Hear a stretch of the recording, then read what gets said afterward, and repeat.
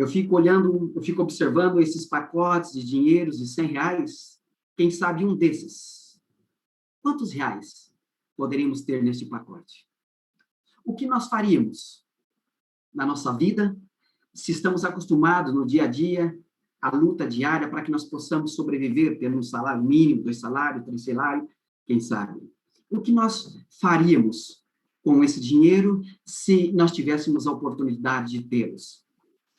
O que você faria se chegasse a ganhar muito dinheiro? Talvez você faria compras, talvez você faria viagem, uma viagem dos seus sonhos. Por exemplo, o meu sonho hoje, se eu pudesse, era pegar toda a minha família e levar passar um final de ano na Serra Gaúcha, ali em Gramado, Canela, porque ali é um sonho. Eu acredito que algumas pessoas que estão conosco neste momento já conhecem. Já estive ali por algumas vezes, com o pastor Pedro e família. E na época que eu também estudava no IACS. Talvez compraríamos uma casa melhor, uma fazenda, uma mansão, carros. Essa semana eu estava observando da internet mesmo, olhando a casa de 2 pessoas, do Rodrigo Faro, e uma outra pessoa em especial, o Luciano Huck, da televisão. Eu fiquei observando, meu Deus, que casas são essas? É um sonho de cada uma dessas pessoas terem uma casa igual essas pessoas famosas que têm condições de ter muito dinheiro.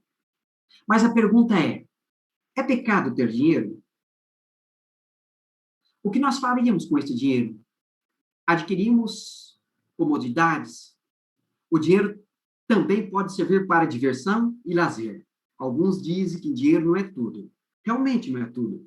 Mas aqui nessa terra, enquanto nós estamos vivendo, o que nós faríamos se nós tivéssemos uma montanha de dinheiro?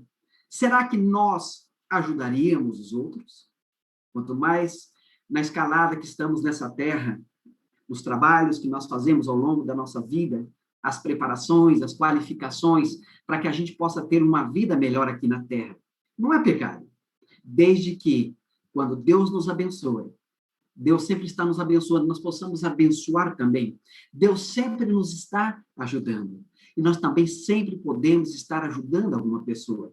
É claro, nós não podemos fazer tudo por todos, mas nós sempre podemos fazer algo por alguém. Mas com dinheiro, muitas das vezes, vem a tentação. E 1 de Timóteo 6, 9 e 10 nos diz que o amor ao dinheiro, ela é o quê? É a raiz de todos os males. Mas a adventista não joga na Mega Sena. E se, porventura, ganhássemos muito dinheiro na vida, assim do nada? Se alguém simplesmente depositasse na sua conta essa quantia, exatamente esses pacotes de dinheiro que você está vendo aí, de nota de R$ 100. O que você faria com esses dinheiros? Você arrumaria sua casa, trocaria de carro, trocaria de casa, mudaria de cidade, de estado? Você ajudaria alguma pessoa? E se você, por um motivo ou outro, jogasse na Mega Sena? Mas a Bíblia, lá no começo, também nos diz que o homem sobreviveria ou viveria do seu trabalho após a queda no Jardim do Éden, quando eles foram expulsos do Jardim do Éden, nossos primeiros pais. Então, Jesus disse a eles, com o suor do seu trabalho. Mas eu quero citar aqui para vocês, neste momento, mostrar a vocês 3 exemplos de pessoas.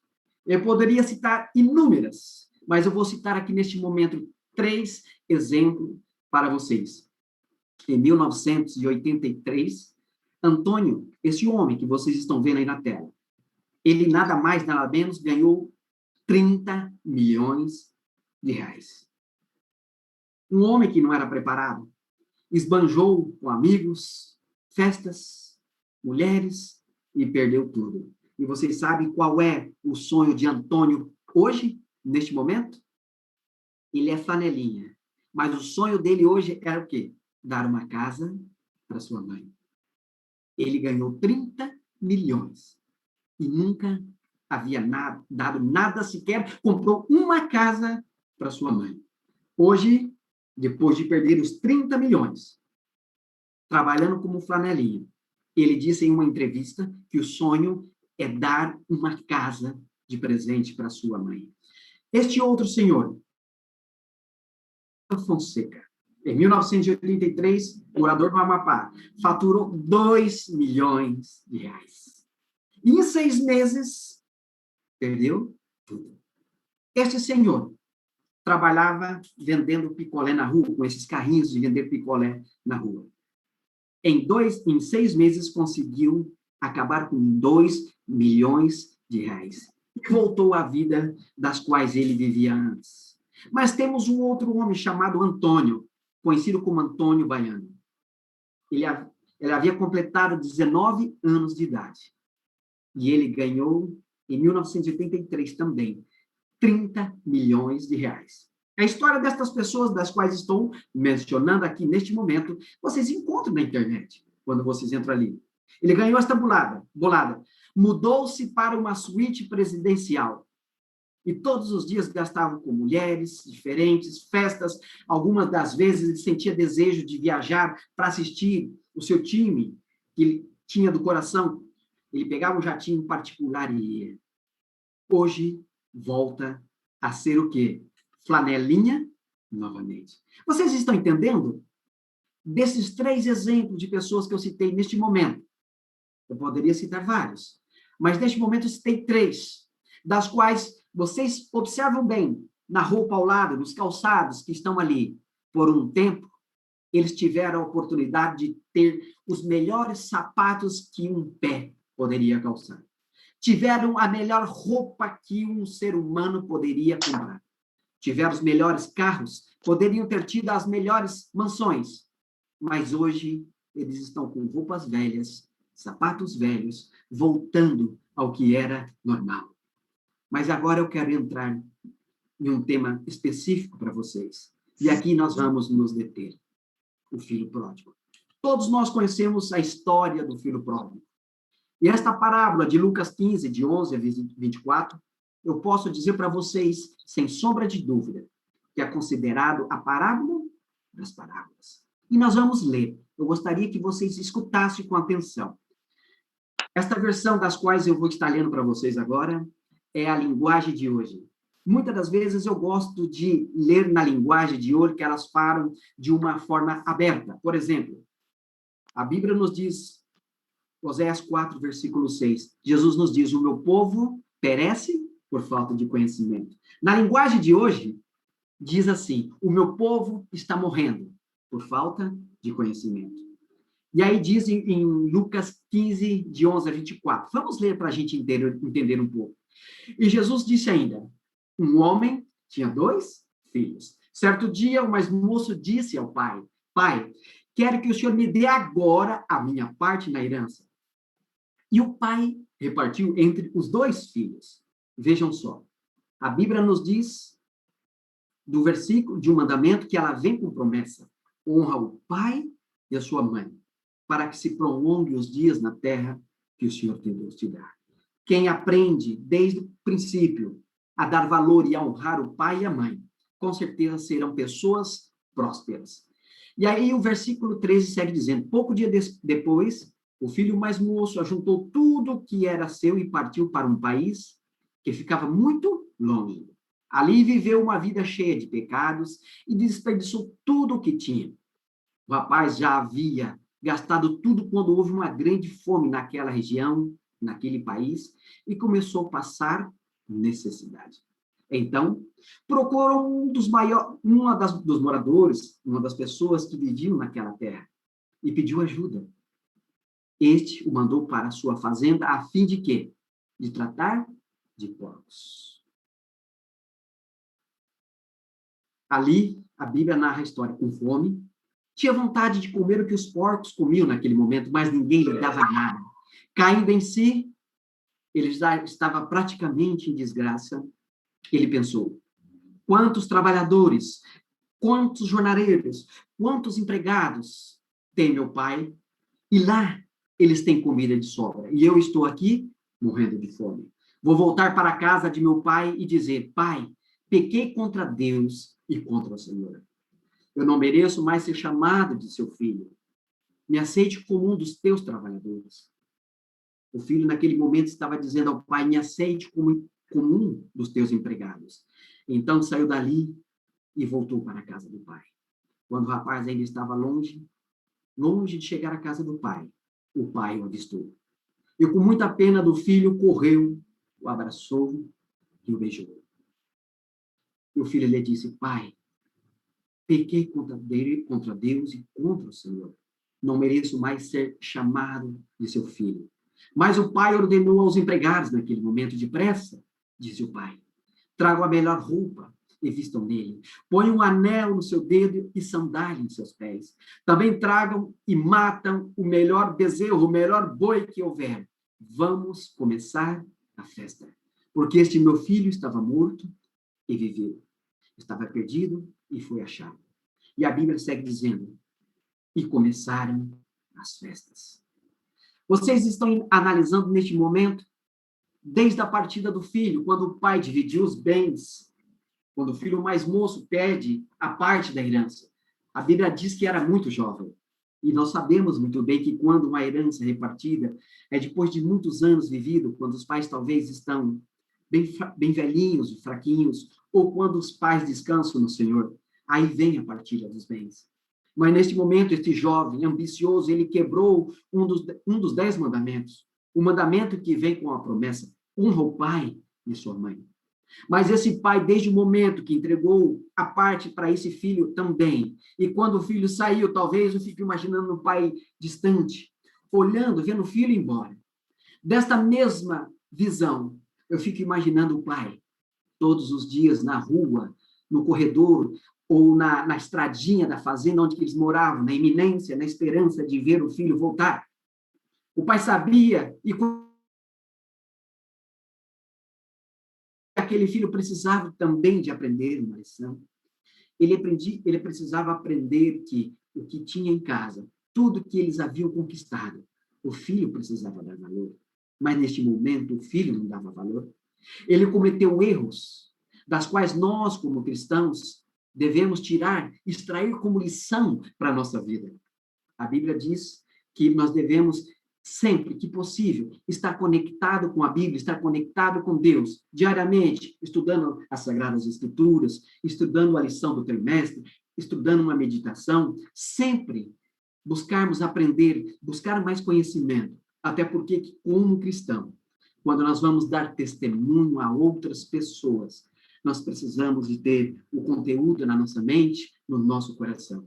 Vai acontecer algumas vezes de que nós possamos esquecer, mas o Espírito de Deus fará a obra, fará com que nós lembramos, porque nós estudamos, e ele cometeu erro, saiu de perto da presença do Pai, se afastou da presença do Pai. Este quis viver uma vida de independente e quis ir para uma terra distante, talvez com 30 milhões em seu bolso, assim como nós vimos a história desses 3 homens. 2 ali ganharam 30 milhões, outro ganhou 2 milhões e em 6 meses perdeu tudo. E ele precisava de aprender estas lições para a vida dele. Na realidade, ele não precisava de ter passado por isso, poderia ter ficado a vida toda junto com o pai, igual o irmão mais velho. O irmão mais velho não saiu da presença do pai. Mesmo o pai haver dividido os bens para os 2 iguais, mesmo assim o irmão mais velho não saiu da presença do pai. Se esqueceu da lei da semeadura. Este jovem, então, quando ele vai para uma terra distante, ele esqueceu da lei da semeadura, e nós, como cristãos, em alguns momentos da nossa vida, nós nos esquecemos também. Em Gálatas 6, versículo 7, nos diz, temos a lei da consequência, isto é, tudo que o homem planta, ele colhe. Adão sofreu grandes consequências quando pecou. Gênesis 3, versículo 19, nos diz, a primeira consequência foi quando ainda estava no Jardim do Éden. Precisou que uma ovelha fosse morta para que pudesse fazer a primeira roupa para que eles pudessem vestir. Foram expulsos do Jardim do Éden. E Deus diz, com o suor do seu trabalho, vocês viverão, vocês comerão. E ali, com o passar do tempo, então, Adão e Eva, eles percebem e sentem a dor terrível em seu coração, quando um filho mata o outro filho. Quando um de seus filhos começam a cair por uma decisão mal tomada, Jesus disse lá no jardim do Éden para Adão e Eva: da árvore do conhecimento do bem e do mal vocês não devem comer, porque no dia que vocês comerem, certamente morrerás. Aí o inimigo, na forma de uma serpente, usando uma serpente, ele diz: certamente não morrerás. Pergunta a você nessa noite: Adão e Eva hoje estão vivos? Não, claro que não. Mas quando nós lemos o livro Grande Conflito, página 636, 637, 638, ali nos fala de como será o reencontro de Adão e Eva com Jesus. E ali cita o momento que Jesus vai dizer: olhem para trás. Adão e Eva vão olhar para trás e Jesus vai dizer: esses são seus filhos, estes são seus descendentes. Naquele momento ali, Adão e Eva se curvam aos pés de Jesus, é o que nos diz o Grande Conflito, página 635 em diante. Então, ele se esqueceu da lei da semeadura, e tudo que nós plantamos aqui nessa terra, nós colhemos. Às vezes, como cristãos, tomamos decisões em nossas vidas, sejam elas boas ou sejam elas más, e cada decisão tomada tem consequências. Às vezes, lá na frente, você vai olhar para trás e vai dizer: eu não deveria ter tomado aquele caminho. Eu não deveria ter tomado aquela decisão, mas eu tomei. Hoje estou aqui, mas como eu gostaria de apagar este passado da minha vida. Mas não é possível. Mas quando você procura buscar a Deus de todo o seu coração, Deus está ali pronto para lhe abençoar. Deus está ali pronto para lhe perdoar. Quando você busca Deus de todo o coração. Mas o que você plantou lá atrás, você vai colher. E o filho pródigo também cometeu um grande erro, o erro de prioridade. Vivendo dissoluto, diz o texto. O filho pródigo buscou os prazeres como prioridades da sua vida. O que nós estamos priorizando da nossa vida aqui nessa terra? Nós sabemos que enquanto nós estamos vivendo aqui, estamos de passagem, nós somos turistas. Nós estamos procurando cada dia carimbar nosso passaporte para as mansões celestiais. Mas enquanto nós vivemos aqui na Terra, claro, nós devemos nos preparar, nós devemos nos qualificar, devemos sim continuar dando estudos bíblicos, devemos sim, toda vez que possível, estar na igreja para honrar e bendizer o nome de Deus. Existem pessoas que dizem, inclusive da nossa igreja, que para adorar a Deus não precisa estar na igreja, basta fazermos de casa. Mas a gente precisa estar na igreja sim, porque Deus disse: a minha casa será casa de oração para todas as pessoas. Então, quando nós começamos a ter esse pensamento de não ir à igreja e ficar só em casa, nós já estamos com um pé fora da igreja. Um pouco tempo depois, os nossos 2 pés estarão fora da igreja. Isso aconteceu comigo quando eu estudava lá no NASP, antigo Noviaê, Engenheiro Coelho. O pastor Walter Bolger, saudoso pastor Walter Bolger, ele disse: Marcos, você está colocando um pé fora da igreja. Em pouco tempo, você estará com os 2 pés fora da igreja. Mas eu não quis ouvir o pastor Bolger. E foram 17 longos anos fora da igreja. Ele priorizou outras coisas na vida. Quando nós deixamos o que é importante de lado, nós cometemos o mesmo erro que cometeu o filho pródigo. Prioridade. Desperdício. Ele desperdiçou tudo que tinha. O filho pródigo dissipou todos os seus bens. Ele consumiu tudo. Mas quando Cristo, a Bíblia narra a história, quando Cristo, Jesus, alimentou uma grande multidões, sem contar mulheres e crianças, 5.000 homens, no final, por ter alimentado tudo, ainda sobrou alguns cestos com pães e peixes. E Jesus disse: guardai. Ele desperdiçou tudo. Enquanto ele estava vivendo uma vida que ele tinha dinheiro, igual estas pessoas que eu citei, um foi morar num hotel, num quarto presidencial. Poderia ter comprado algumas casas, poderia ter investido em fazendas, em imóveis, alguma coisa, mas hoje não tem nada. Ambos voltaram a ser flanelinha. E o outro, que ganhou 2 milhões, voltou a ser picolezeiro depois de 6 meses. Falta de previsão. Este erro está relacionado com o anterior desperdício. Quando nós gastamos tudo e desperdiçamos as coisas, nós não estamos prevendo um tempo de crise. Houve uma crise naquele tempo. Está havendo uma crise neste momento, nesses dias das quais nós estamos vivendo. Há praticamente 2 anos de pandemia. Quem está nos Estados Unidos, quem está na Europa, está acompanhando de perto um novo vírus que está vindo. E é preciso ter previsão. Nós precisamos de gastar. Nós precisamos de guardar e não gastar tudo. Eu não posso gastar tudo que eu tenho ao longo de um mês. O que eu ganho no mês, eu não guardo nada. Por mais que sejamos pobres, fracos, precisamos priorizar algumas coisas nas nossas vidas, assim como esse jovem, ele gastou mal tudo. Falta de preparo. Ele não estava preparado. Num tempo de crise, o filho pródigo foi procurar emprego. Ele não era um pastor, ele não era um professor, ele não era um médico, ele não era um advogado, ele não era um administrador, ele não era um engenheiro, ele não era um professor. Ele não sabia fazer nada da vida. Quando estava com o pai, talvez, morando lá na fazenda do pai, talvez nem trabalhar ele trabalhava, era o filho mais novo. Talvez tinha tudo que tinha na fazenda, tudo que estava à disposição dos empregados, estava à disposição dos 2 filhos, em especial a esse filho mais moço. No tempo de crise, o filho pródigo foi procurar emprego. As pessoas estavam passando por crises iguais nós passamos do ano passado para esse ano. Quantas pessoas desempregadas? Quantas pessoas em casa, quem sabe, só comendo feijão ou só comendo arroz? Porque não tinha o que fazer. Confiou nas pessoas erradas.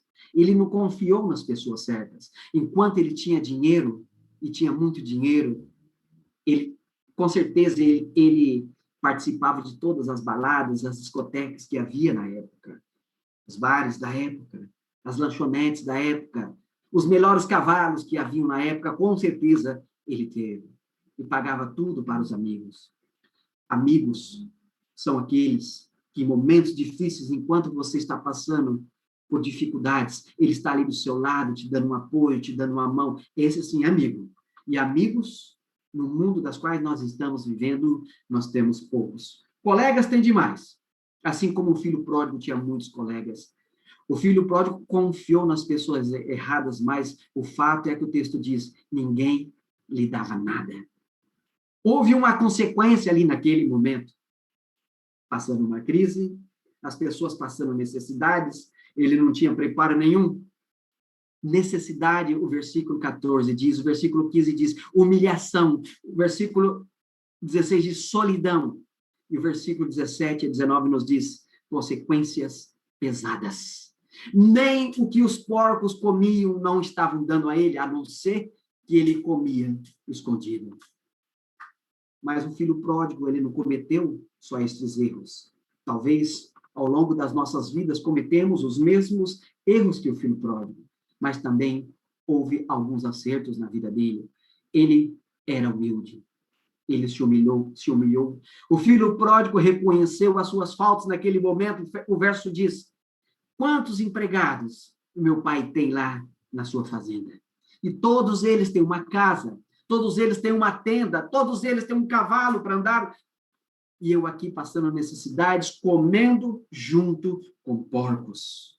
Ainda mais os judeus, não é mesmo? Que não comem carne de porco, nem sequer toca no porco, porque a Bíblia nos diz, em Levíticos 11, que até uma gota da gordura do porco é abominação.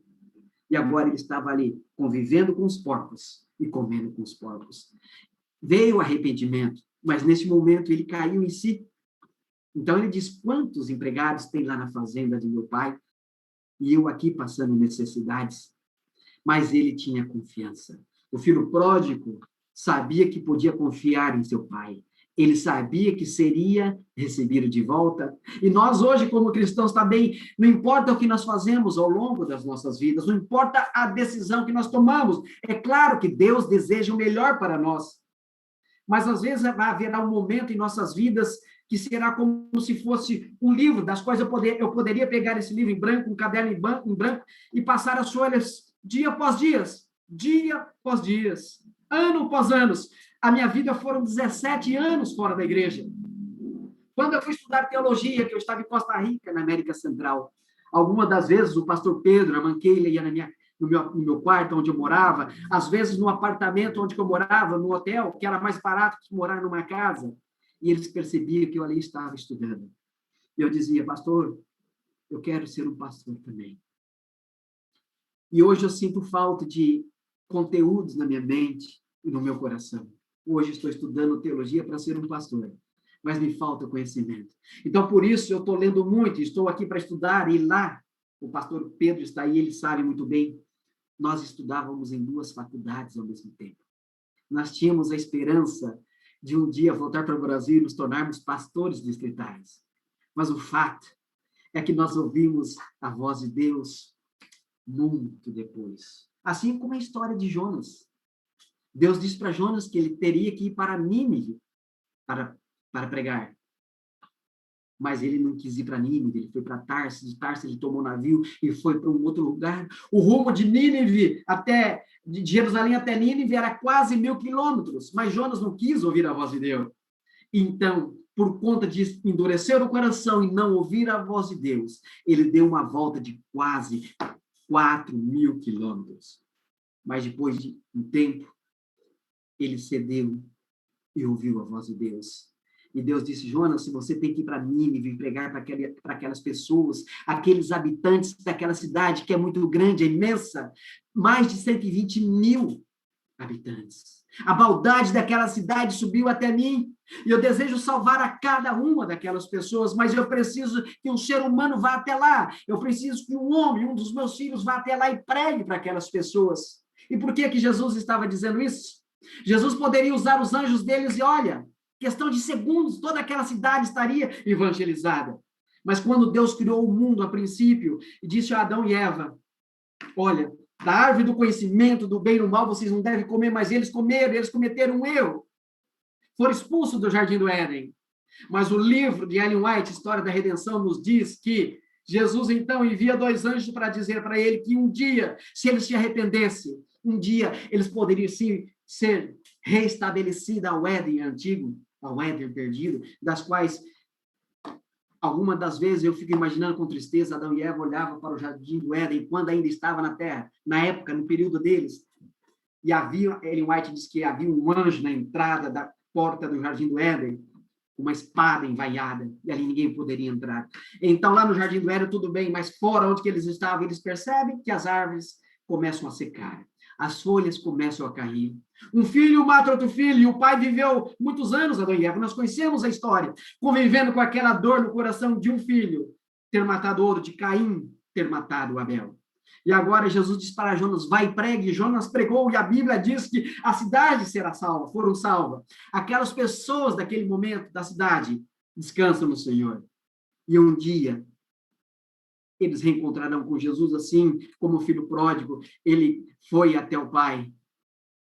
Mas que lições que nós podemos tirar desta parábola para nossas vidas? Deus, na figura do Pai, tem paciência com os filhos pecadores. Então, o tempo passou, aquele pai ficava todos os dias, quem sabe da sala da casa, da entrada da fazenda, do sítio que ele tinha, observando. Eu acredito porque algumas vezes ele observa que alguns vultos vinham de longe, mas às vezes não era o filho, às vezes era uma outra pessoa, e o pai sempre com aquele coração contrito, apertado, na esperança de que pudesse ser aquele filho, e não era. E o pai sempre estava observando. O pai tinha um sonho de ver o filho, apesar de ser já moço, de ser homem em seus braços, mas o filho não vinha. Até que um dia o filho disse, vou voltar para a casa do meu pai. Lá sim, tem muita fartura, comida, bebida, casa, alegria. Lá na casa do meu pai, na fazenda do meu pai, a festa, e eu não tenho dúvida, porque era um homem temeroso. Ali as pessoas adoravam a Deus. O pai prosperava, era um homem rico. Nós conhecíamos a história de Abraão. Abraão era um homem rico, mas era um homem fiel a Deus nos dízimos e nas ofertas. Todos que trabalhavam com Abraão gostavam de Abraão porque era um homem justo. E eu não tenho dúvidas que esse pai, o pai do filho pródigo, também era um homem justo.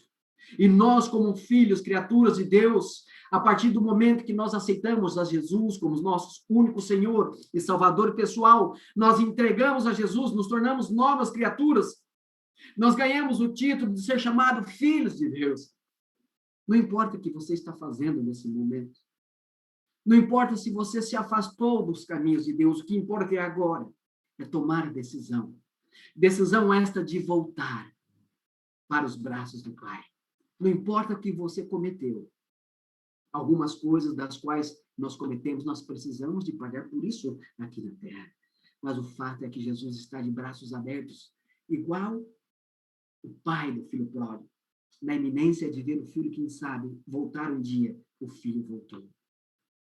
Eu sei que não é fácil. O apóstolo Paulo diz, os que estão em pé, cuide para que não caia. A minha mãe foram longos 17 anos orando. E continuo orando por mim. Eu estou na igreja, mas continuo orando por duas irmãs minhas que estão fora da igreja. E essa semana a minha mãe me procurou e disse, filho, estou contente porque a Marlina fez o pedido da lição, não só para ela, mas para os filhos dela, que são meus sobrinhos, e pediu a meditação também. São as orações da minha mãe. São as orações do nosso dia a dia. Não importa o que nós estamos fazendo. Esta semana citei o exemplo de um homem chamado Jeová. Depois de algum tempo, a mãe morava sozinha com o filho ainda pequeno. Depois de um tempo, a mãe conheceu a igreja adventista do sétimo dia e decidiu estar na igreja adventista do sétimo dia. Ela queria levar consigo o seu filho, mas o filho não fora criado nos caminhos do Deus a princípio. Foi uma luta. A mãe orando para que o filho fosse para a igreja, mas o filho nunca ouviu a mãe. Depois de alguns anos, a mãe veio a falecer. No dia do velório, no dia do enterro, o filho estava com a mãe no velório. O filho foi para o cemitério. A mãe foi enterrada. As pessoas da igreja adventista que gostavam muito daquela mãe, então, depois que enterraram, que jogaram a terra em cima do caixão, que é a pior hora da vida do ser humano, ali quando você percebe que alguém que você ama está sendo enterrado e você nunca mais verá nessa terra. E isso aconteceu com a minha mãe. Isso aconteceu com a mãe do pastor Pedro, a dona Margarida. Isso aconteceu com o pai do pastor Pedro, o irmão Pedro também. E às vezes eu converso com o Pedro, eu vou muito na casa do Pedro, e eu falo, Pedro, essa teologia que você fez, o Pedro fez teologia 2 vezes, o pastor Pedro. Se ela serviu, nem que seja somente para que você pudesse ter batizado seu pai, e batizou o pai, você sabe que quando Jesus voltar, se você for para o céu, Pedro, você vai poder abraçar sua mãe, a dona Margarida, você vai poder abraçar o seu pai, o seu Pedro. Assim como muitas outras pessoas, e eu acredito que muitos que estão agora neste momento conosco, que estão nos assistindo, têm uma dor no coração de alguém que já descansou no Senhor. Você tem a esperança de ver esta pessoa um dia. Assim como esse rapaz estava no túmulo, começou a escurecer, as pessoas já haviam ido embora. E ele estava ali no túmulo da mãe ainda. Anoiteceu e amanheceu. E aquele jovem ainda estava no túmulo. Me faz recordar de um hino antigo, do hinário antigo da Igreja Adventista, que se chama Quando Ainda em Flor. E a última parte do hino diz assim: mamãe, porém, não vive mais, ó sim, na campa jaz, mas ainda vem trazer... Perdão, eu não consigo cantar. Eu tenho medo de perder a minha mãe. A minha mãe está bem, mas eu tenho medo. Assim como esse rapaz estava no outro dia pela manhã, mas ele estava ali triste ainda no cemitério. Por que você está nesse túmulo? Ele disse, a minha mãe foi enterrada aqui. Ele teve uma conversa com essa pessoa que apareceu ali no cemitério. Ele não conhecia a pessoa, mas aquela pessoa disse a ele, você um dia poderá rever a sua mãe. E ele disse, como? Ele explicou para aquele jovem que tinha o nome de Jeová. O nome dele era Jeová. Olha, Jeová, se você se preparar um dia, se você um dia permitir que o Espírito Santo de Deus guie sua vida por onde você vai, que ele more em sua vida, que ele more em seu coração, você poderá ver a sua mãezinha. E no outro dia, pela manhã, então, após esta conversa, Jeová volta para casa sozinho, porque ele só morava com a mãe. E aquelas palavras ficou martelando na mente de Jeová. Certo dia, ele decide entrar na igreja aonde a mãe frequentava.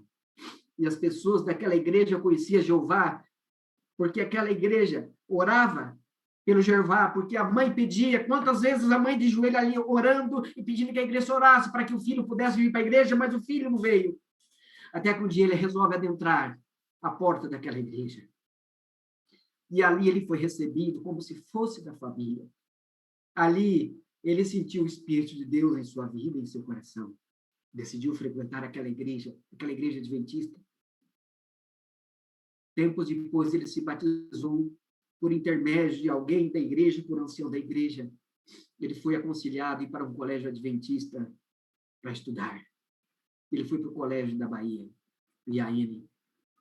E lá no colégio, terminou o 2º grau e resolveu estudar teologia. Terminou teologia. Jeová hoje é pastor da Igreja Adventista do Sétimo Dia na Associação Amazonina. Sabe o que eu fico pensando? Como será o encontro de Jeová com a mãe no céu? O pastor Jeová hoje é casado, sim. Tem uma filha, sim. Como será o encontro? E quando Jesus voltar, então, ele vai dizer para a mãe dele, que vai ressuscitar ao toque da 7ª trombeta, o que a Bíblia nos diz: olha, mãe, essa é minha esposa, essa é sua netinha. Olha, mãe, as suas orações valeu a pena, porque eu fui até a igreja que a senhora frequentava. Eu me batizei na igreja das quais a senhora frequentava, fui recebido como filho. Me indicaram para ir no colégio estudar, estudei. Mãe, hoje eu sou pastor na igreja adventista. Olha só que encontro emocionante vai ser, assim como o filho pródigo. O pai estava de braços abertos, esperando o filho voltar. E Jesus, neste momento também, ele está de braços abertos, esperando você voltar. Não importa o que você fez, o que importa hoje é o momento de você tomar a sua decisão. Assim como diz Isaías 55, versículo 6, Jesus nos diz, está dizendo para você: busque-me enquanto eu estou perto. Busque-me enquanto eu posso ser encontrado. Esse é o momento. E o cumprimento desse versículo, e agora, já terminando, para que o irmão possa cantar. O cumprimento de Isaías 55, versículo 6, está lá em Tiago 4, versículo 14, que nos diz que a minha vida, que a sua vida, ela é como a neblina, ela é como a fumaça, que você vê por um instante e já não vê mais. Amanhã é o dia de sábado. Mas quem garante a você que você vai acordar amanhã, ou se você não vai acordar amanhã? Quem garante a você que amanhã você vai levantar para ir na igreja agradecer a Deus? Quem te garante que você vai poder passar o Natal com a sua família? Quem te garante que você vai passar o Ano Novo com a sua família? Porque todos os dias estão morrendo pessoas. Como eu disse, o mais importante hoje não é a volta de Jesus, é como está a sua vida se Jesus voltasse hoje. Enquanto o irmão canta o hino final, que você possa meditar nas palavras que foram ditas aqui hoje, que você possa meditar na parábola do filho pródigo, que você possa voltar aos braços do Pai. Quantas pessoas não tiveram esse privilégio, mas você está tendo. Você está respirando, você tem um coração batendo, você escapou de uma pandemia das quais muitas pessoas não escaparam. Pessoas fora da igreja, pessoas de dentro da igreja, pastores da nossa igreja descansaram e não viram Jesus voltar. O saudoso pastor Roberto Rabelo descansou. E ele acreditava piamente que Jesus voltaria na sua geração. O pastor Roberto Rabelo descansou e não viu Jesus voltar. Enquanto ele não canta,